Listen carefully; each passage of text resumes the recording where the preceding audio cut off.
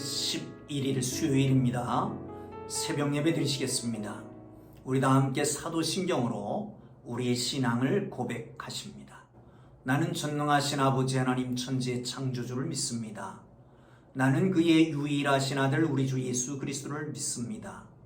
그는 성령으로 잉태되어 동정녀 마리아에게서 나시고 본디오 빌라도에게 고난을 받아 십자가에 못 박혀 죽으시고 장사된 지 사흘 만에 죽은 자 가운데서 다시 살아나셨으며 하늘에 오르시어 전능하신 아버지 하나님 우편에 앉아 계시다가 거기로부터 살아있는 자와 죽은 자를 심판하러 오십니다. 나는 성령을 믿으며 거룩한 공교회와 성도의 교제와 죄를 용서받는 것과 몸의 부활과 영생을 믿습니다. 아멘. 우리 다 함께 찬송 드리십니다. 찬송은 357장입니다. 357장입니다.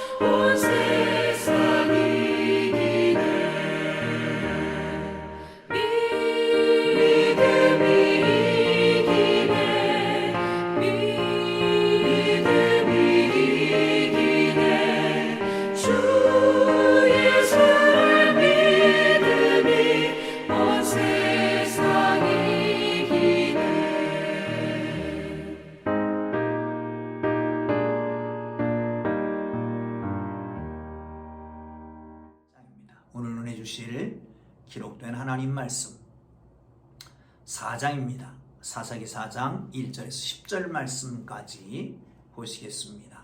사사기 4장 1절에서 10절까지 말씀입니다.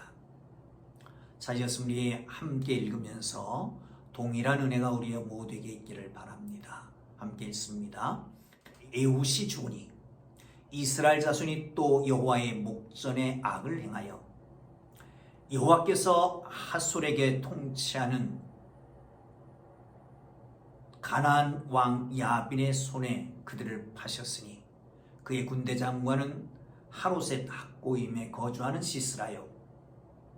야빈 왕은 철병거 900대가 있어 20년 동안 이스라엘 자손을 심히 학대했으므로 이스라엘 자손이 여호와께 부르짖었더라.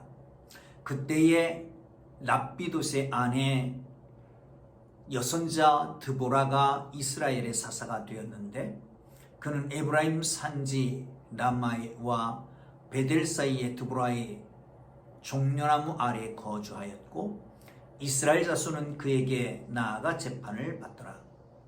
드보라가 사람을 보내어 아비노암의 아들 바락을 납달리 게데스에서 불러다가 그에게 이르되 이스라엘 하나님 여호와께서 이같이 명령하지 아니하셨느냐? 너는 납달리 자손과 스불론 자손 10,000명을 거느리고 다볼산으로 가라.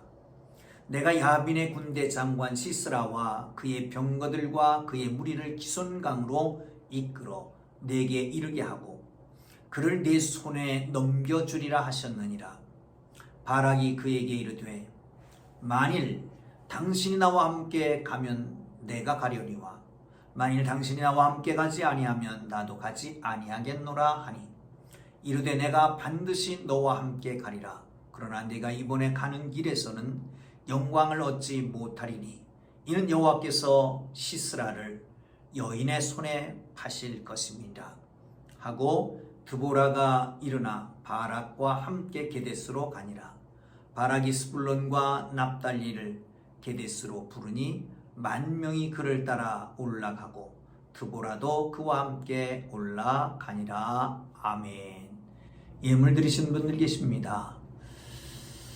1000번째 정홍지 원사님, 김두리 원사님, 임영화 원사님 드리셨습니다. 기도하겠습니다. 하나님 아버지, 주님 앞에 모든 것을 아시는 주님 앞에 내 인생의 주 되신 하나님 앞에 모든 것을 계획하시고 경영하시고 이루시는 하나님 앞에 우리 인생을, 시간을, 삶을, 물질을 올려드립니다. 주님 기쁘게 사용하여 주시고 우리를 들어 써주시며 우리 있는 처처 곳곳마다 하나님의 영광이 드러나기를 원합니다. 주님 오늘도 영광 받으시기를 원합니다. 예수님 귀하신 이름으로 기도합니다. 아멘. 할렐루야. 이스라엘의 역사는 범죄와 하나님의 은혜의 역사라고 해도 과언이 아닐 것입니다. 범죄하면 하나님의 징계를 하고 징계 속에서 하나님 앞에 부르짖으면 회복하신 하나님의 은혜를 다시 베푸십니다. 많은 날 동안 이제 평화로운 시간이 지나가고 그리고 난 다음에 다시 범죄하게 됩니다. 왜 그렇다고요? 그 백성들이 전후 세대가 전쟁을 알지 못하기 때문에 하나님의 어떤 분인지를 알지 못하고 그 은혜를 깨닫지 못하기 때문에 그렇게 되는 거라고 말씀했습니다. 에훗이 세상을 떠납니다. 80여 년간의 평화로운 시대가 지나가고 다시 하나님 앞에 범죄합니다. 오늘 목전이라고 하는 말을 쓰는데 눈앞에서입니다. 이 말이 눈앞에서잖아요. 하나님의 눈앞에서 악을 행했더라 라고 말씀합니다. 그러니까 하나님께서 하솔에서 통치하는 야빈의 손에 이스라엘 넘겨서 20여 년 동안 아주 모진 고통 속에 학대를 받게 됩니다. 하나님이 부르짖습니다. 그때에 드보라라고 하는 여선지 여사사를 세워서 바락과 함께 그들을 도와 구원을 이루게 되는 것을 볼 수가 있습니다. 사랑하는 성도 여러분, 먼저 기억해야 될 것은 야빈이라고 하는 존재입니다. 여호수아가 정복전쟁을 할 때에 이 가나안 북쪽에 야빈을 쳤습니다. 흩어졌습니다. 그런데 다시 모여가지고 이스라엘을 괴롭히게 되는 거죠. 우리 영적 전쟁에서 꼭 필요한 것이 있습니다. 우리 속에 있는 죄를 홀이라도 남김없이 다 하나님 앞에 회개하고 청산해야 합니다. 그렇지 않으면 언제라도 그것이 머리를 들고 일어납니다. 다시 싹이 나고 열매가 맺혀집니다. 사랑하는 성도 여러분, 우리 속에 있는 죄악의 근거 다 제거하고 정결한 마음을 가지고 살아가기를 주님 이름으로 축복합니다. 드보라라고 하는 여선지를 세우게 됩니다. 한번 보시죠. 14절, 4절, 5절입니다. 시작. 그때에 랍비돗의 아내 여선지자 드보라가 이스라엘 사사가 되었는데 그는 에브라임 산지 라마와 베델 사이에 드보라의 종려나무 아래에 거주하였고 이스라엘 자손은 그에게 나와 재판받더라.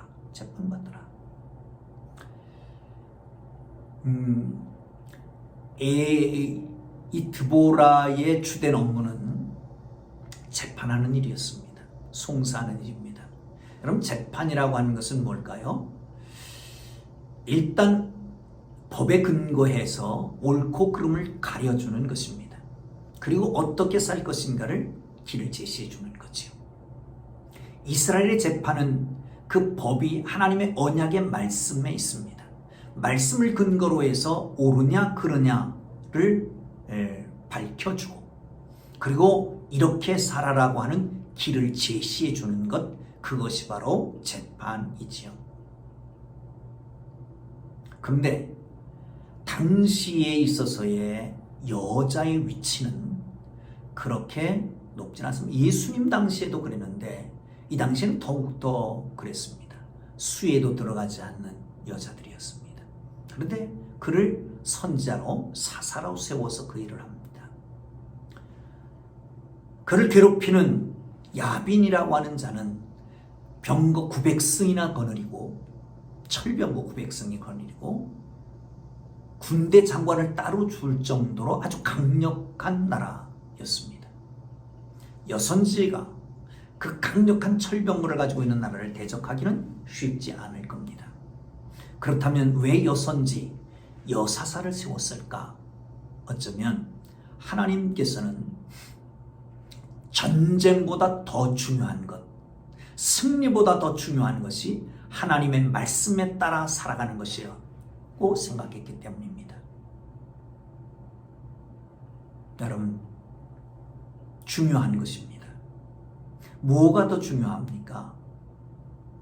그래서 재판을 하게 되는 거죠. 물론 사사가 해야 될 일이 있습니다.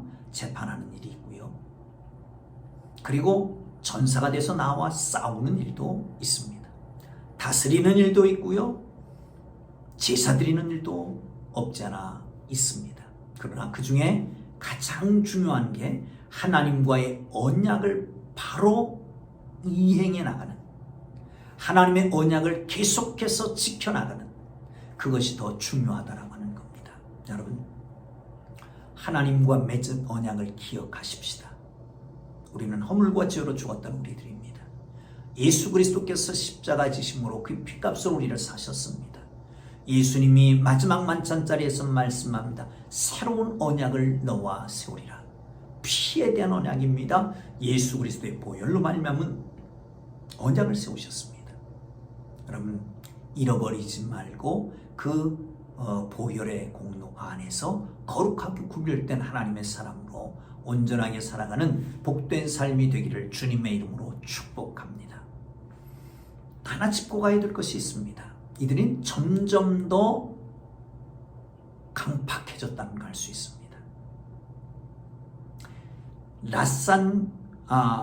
구산 리사다임이 쳐들어와서 그 나라를 통치할 때는 18년 만에 부르짖었다고 합니다. 울부짖었습니다.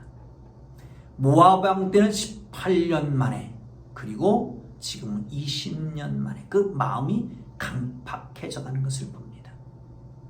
여러분, 순수성을 회복하십시다. 세월이 지나면서 때가 묻고 사회적인 때가 묻고 이래서 결국은 순수성을 잃어버리는 그런 우울범하지 말고, 세월이 지나가면 지나갈수록 더욱더 하나님 앞에 순수성을 지켜가는, 하나님의 말씀에 입각해 살아가는 하나님의 사람들 되기를 주님 이름으로 축원합니다. 또 짚고 가야 될 것이 있습니다. 여러분, 여기 철병거 900승이라고 하는 것은 뭐를 말할까요? 그 사무엘상 13장인가를 보면요, 그 당시 이스라엘에 철병기가 없었습니다. 단 사울과 요나단만 철로 된 칼을 썼다라고 말하고 있어요. 그러니 이 사사시대에는 오죽했겠습니까? 철로 만든 철병기가 하나도 없을 때입니다. 그런데 철병거가 있었습니다. 그것이 자그마치 900승이나 됐습니다. 이것은 이스라엘이 도저히 감당치 못한다, 이길 수 없다라고 하는 상징적인 물건으로 우리에게 등장하고 있는 것이지요. 여기서 주목해야 될 것이 있습니다. 세상 논리는 가진 자가 못 가진 자, 있는 자가 없는 자, 힘 있는 자가 힘 없는 자, 권력자가 권력이 없는 자를 다스리게 되어 있습니다. 이 세상 논리입니다. 그런데 하나님의 나라의 논리는 힘에 있는 게 아니라 믿음이 있습니다. 믿음으로 이기는 것이지 우리가 가지고 있는 백그라운드나 힘을 가지고 이기는 것이 아니라고 하는 겁니다. 철병거 900승, 우리 앞에 우리를 괴롭히고 우리를 꼼짝달싹 못하게 만들고 우리를 위축되게 만드는 철병거 900승은 뭡니까? 코로나입니까? 무더입니까? 사랑하는 성도 여러분, 우리 눈에 보이는 것 가지고 판단하지 말고 우리를 인도하시는 하나님의 말씀에 입각한 그 믿음을 가지고 세상을 이겨나가기를 주님 이름으로 축원합니다. 믿음이 이깁니다. 믿음이 없으면 하나님을 기쁘시게 못합니다. 하나님께 나아가는 자는 하나님 살아계신 것과 그를 찾는 이에게 상 주시는 힘을 믿어야 할 것입니다. 여러분,